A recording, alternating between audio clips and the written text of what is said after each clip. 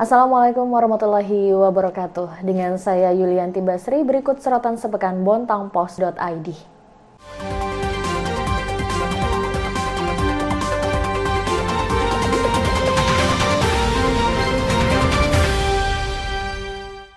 Kita ke informasi pertama. Sebuah bagan terseret angin kencang. Akibatnya 8 warung di Pujasera Selambai Loktuan ambruk.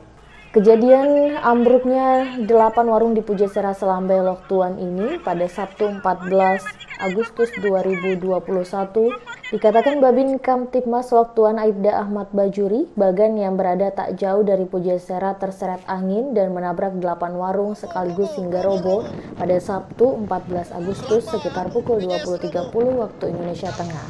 Warung yang roboh rata-rata berukuran 4 x 3 meter. Sementara bagan yang menabrak berukuran sekitar 20 x 20 meter. Jarak antara bagan dengan Pujasera berkisar 200 meter. Kejadiannya pun sangat singkat. Tak hanya merobohkan 8 warung, 2 kapal milik nelayan juga ikut rusak. Kendati begitu, tidak ada korban jiwa dalam peristiwa ini. Informasi selanjutnya, peringatan HUT ke-76 Republik Indonesia di Kota Bontang berjalan dengan hikmat. Usai upacara pengibaran bendera di lapangan Besai Berinta, upacara on the road di 3 titik sekaligus juga digelar. Anggota Paskibra nampak memukau saat mengibarkan sangsaka merah putih di hadapan Wali Kota Bontang dan seluruh yang hadir di lapangan Besai Berinta Langlang. Meski jalan sedikit berlumpur pasca hujan turun, namun tak menghalangi semangat Paskibra dalam menjalankan tugasnya. Selain itu, di hari yang sama, upacara on the road juga digelar di 3 titik secara bersamaan, yakni di Simpang Ramayana Jalan R. Suprapto, Simpang Al-Hijrah Jalan Sultan Syahrir, dan Bundaran Sintuk Jalan Cipto Mangunkusumo. Kendati hujan mengguyur, upacara tetap dilaksanakan. Di Simpang Ramayana diikuti Porkopimda, komunitas sepeda ontel, komunitas Vespa, kerukunan keluarga besar asli Bontang, pelajar, dan pengendara yang melintas. Upacara on the road ini merupakan yang kedua kali digelar di Bontang setelah sebelumnya pada tahun lalu upacara pengibaran bendera ditiadakan karena pandemi. Sebanyak 756 narapidana di Lapas Kelas 2A Bontang mendapatkan remisi, 7 orang diantaranya langsung bebas. 756 warga binaan yang mendapat remisi didominasi kasus narkotika sebanyak 470 orang. Disusul kasus perlindungan anak 123 napi dan terpidana kasus pencurian sebanyak 45 orang. Selain itu, warga binaan yang juga mendapat remisi yakni napi dengan kasus pembunuhan 27, penggelapan 12 orang, kasus korupsi 1 orang, dan kasus lain-lain 78 napi. Mereka terbagi menjadi 2. 734 warga binaan mendapat remisi umum 1, yakni pengurangan hukuman 1 sampai 6 bulan. Sementara 22 warga binaan lainnya mendapat remisi umum 2. Remisi umum 2 ini telah menyelesaikan masa pidana pokok.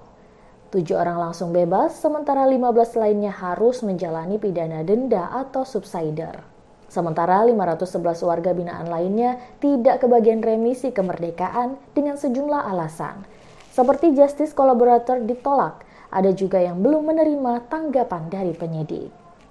Informasi selanjutnya, buntut dari pengungkapan kasus peredaran narkoba 126 kg yang dikendalikan di dalam lapas membuat Kepala Pengamanan Lapas Kelas 2A Bontang dicopot dari jabatannya. Dikatakan Kepala Lapas Kelas 2A Bontang Roni Widiatmoko, kelalaiannya itu membuat seorang narapidana bisa mengendalikan peredaran sabu hingga 126 kg dari dalam lapas. Ia kemudian ditarik ke Kanwil Kementerian Hukum dan HAM Kaltim. Sementara disinggung soal keterlibatan yang bersangkutan dalam kasus ini, Roni menegaskan ini bukanlah hal yang disengaja. Untuk itu, dia menyerahkan proses lebih lanjut ke Kanwil Kementerian Hukum dan HAM Kaltim. Adapun posisi Kepala Kesatuan Pengamanan Lapas sementara dijabat oleh Riza Mardani sebagai PLH. Dia juga merupakan Kepala Seksi Bimbingan Narapidana dan Anak Didik Lapas Kelas 2A Bontang. Informasi selanjutnya, Wakil Wali Kota Bontang Najira akhirnya menolak tawaran untuk duduk di kursi DPD RI. Dia menegaskan akan tetap menjalankan amanah sebagai Wakil Wali Kota Bontang. Menurut Najira, jabatannya saat ini adalah amanah dari masyarakat Bontang. Baginya, jabatannya ini harus dipertanggungjawabkan. Sejak awal dikatakan Najira dia tidak ada niatan untuk ke Senayan. Keputusan ini juga sebagai bentuk pengabdian terakhirnya kepada mendiang suaminya Adi Dharma. Adapun isu yang berkembang di tengah masyarakat, yakni Najira berniat mengambil tawaran kursi DPD RI dan posisi wakil wali kota Bontang diisi oleh putranya, ditepis. Sementara partai pengusung pun sepenuhnya menyerahkan keputusan ini kepada Najira. Informasi selanjutnya, vaksinasi pelajar mulai dilakukan di Man Bontang. Wali Kota Bontang menegaskan PTM baru bisa dilaksanakan jika capaian vaksinasi pelajar sudah mencapai 60%. Pemkot Bontang bekerja sama dengan Badan Intelijen Negara menyiapkan 2.000 dosis vaksin Sinovac bagi pelajar usia 12 hingga 17 tahun dan masyarakat Bontang. Khusus di Man, disiapkan 1.500 dosis vaksin. Vaksinasi bagi pelajar ini diharapkan bisa mempercepat pelaksanaan pembelajaran tatap muka. Basri mengatakan pemerintah juga mengupayakan segera melakukan vaksinasi bagi pelajar lain di Bontang. Sistemnya, vaksinasi bakal dilaksanakan di masing-masing sekolah. Pada pelaksanaan vaksinasi pelajar ini, Pemkot Bontang juga mendapat apresiasi dari Presiden Jokowi saat video conference. Bontang dinilai baik dalam pendistribusian vaksin, sehingga Presiden bakal terus menggelontorkan kuota vaksin ke Kota Taman. Informasi terakhir, bantuan cadangan beras pemerintah dari Bulog mulai disalurkan kepada warga isoman dan disabilitas. Untuk tahap pertama, sebanyak 51,4 ton dari 100 ton beras cadangan mulai dibagikan. Data dari Dinas Kesehatan terkait pasien yang menjalani isoman berdasarkan data per 23 Juli, serta kaum disabilitas di Bontang berjumlah 5.144 orang. Untuk kaum disabilitas totalnya 724 orang. Penghitungannya, setiap penerima mendapatkan 400 gram per hari, dikalikan durasi waktu selama 25 hari. Jika diakumulasi, satu jiwa memperoleh 10 kg beras Bulog.